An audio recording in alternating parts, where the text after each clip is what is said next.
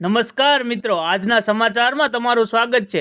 દેશ, દુનિયા અને ગુજરાતના તાજા, મોટા અને મહત્વના સમાચાર જાણીએ તે પહેલા ચેનલમાં નવા હોય તો ચેનલને સબસ્ક્રાઇબ અને લાઇક કરી દેજો।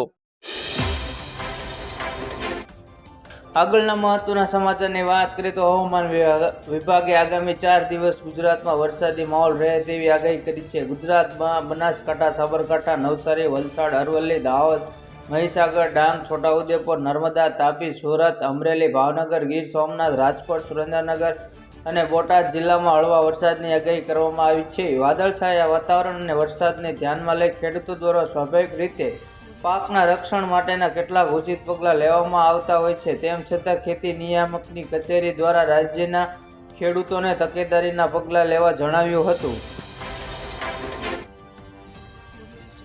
આગળના મહત્વના સમાચારની વાત કરીએ તો હવામાન વિભાગે ગરમી સાથે ફરી કમોસમી વરસાદની આગાહી કરી છે। હવામાન વિભાગે આગાહી કરી છે કે આગામી દિવસમાં તાપમાન યથાવત રહેશે, સાથે રાજ્યમાં અમુક જિલ્લાઓમાં 4 દિવસ વરસાદી માહોલ જોવા મળશે, જ્યાં આજે અરવલ્લી, મહીસાગર, દાહોદ, સુરેન્દ્રનગર, રાજકોટ, વલસાડ, ડાંગ, દાદર, નગર હવેલી ગાજવીજ સાથે છૂટાછવાયા વરસાદની આગાહી કરાઈ છે। જ્યારે 15 મેના રોજ અમદાવાદ, આણંદ, સુરેન્દ્રનગર, રાજકોટ, બોટાદ, અમરેલી, ગીર સોમનાથ, ભાવનગર, ભરૂચ, સુરત અમુક સ્થળોએ ગાજવીજ સાથે છૂટાછવાયા વરસાદની આગાહી કરી છે। આગળના મહત્વના સમાચારની વાત કરીએ તો આજે લોકસભા ચૂંટણીના ચોથા તબક્કામાં 96 બેઠકો પર મતદાન થઈ રહ્યું છે। આ તબક્કામાં ભારતીય જનતા પાર્ટીને કેટલો ફાયદો થશે તે અંગે અમિત શાહે TV9ને જણાવ્યું હતું કે માત્ર ચોથા તબક્કાની ચૂંટણીમાં સૌથી વધુ ફાયદો એનડીને મળવાનો છે। અમે ચોક્કસપણે 400નો આંકડો પાર કરીશું। લોકસભા ચૂંટણી પ્રચાર વચ્ચે કેન્દ્રીય ગૃહપ્રધાન અને ભારતીય જનતા પાર્ટીના વરિષ્ઠ નેતા અમિત શાહે સોમવારે TV9 ભારત ઉત્સવ સાથેના ખાસ મુલાકાતમાં ઘણા મુદ્દાઓ પર પોતાનો વિચાર વ્યક્ત કર્યો છે। તેમણે દાવો કર્યો છે કે નરેન્દ્ર મોદી સતત ત્રીજી વખત દેશના વડાપ્રધાન બનવા જઈ રહ્યા છે।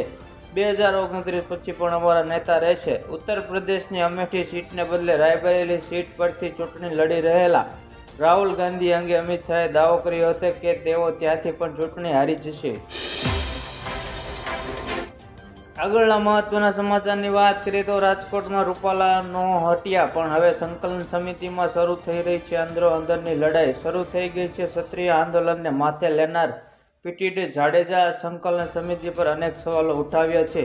પીટી જાડેજાની ઓડિયો ક્લિપ વાયરલ થઈ હતી, જેમાં તેઓએ સંકલન સમિતિને ગદ્દાર અને રહેવાની તેવું કહ્યું હતું। તેમણે કહ્યું હતું કે સંકલન સમિતિની ગદ્દારીના મારી પાસે અનેક પુરાવા છે।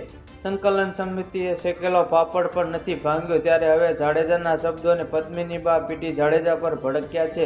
તેમણે કહ્યું કે આંદોલનની પથારી ફેરવી નાખી બીજા સમાજો વચ્ચે આપણે હસી પાત્ર બન્યા છીએ। આગળના મહત્વના સમાચારની વાત કરીએ તો ભાવનગરમાં હીરા ઉદ્યોગનું મંદીનું ગ્રહણ, 40% કારખાના બંધ, 2 લાખ લોકો થઈ જશે બેરોજગાર।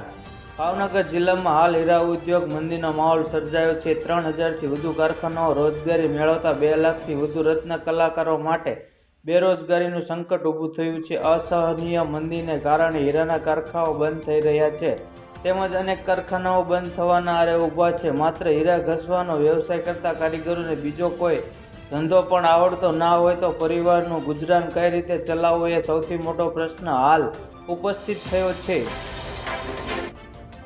આગળના મહત્વના સમાચારની વાત કરીએ તો બજારના તાજેતરના ઘટાડા પર ગૃહ પ્રધાનમંત્રી અમિત શાહે એક મોટી આગાહી કરી છે અને કહ્યું છે કે 4 જૂન 2024ના રોજ ચૂંટણી પરિણામ જાહેર થયા પછી બજાર વધશે। જોકે ગૃહમંત્રી તાજેતરના ઘટાડાને લઈ બહુ ચિંતિત નથી।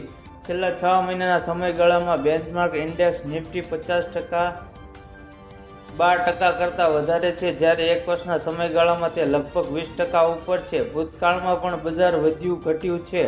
આવી સ્થિતિમાં બજારની ગતિવિધિઓને ચૂંટણી સાથે સીધી રીતે સાંકળી લેવાય એ યોગ્ય નથી। કદાચ આ ઘટાડો કેટલીક અફવાઓને કારણે થયો છે। મારા મતે 4 જૂન પહેલા ખરીદો, બજાર વધવા જઈ રહ્યું છે।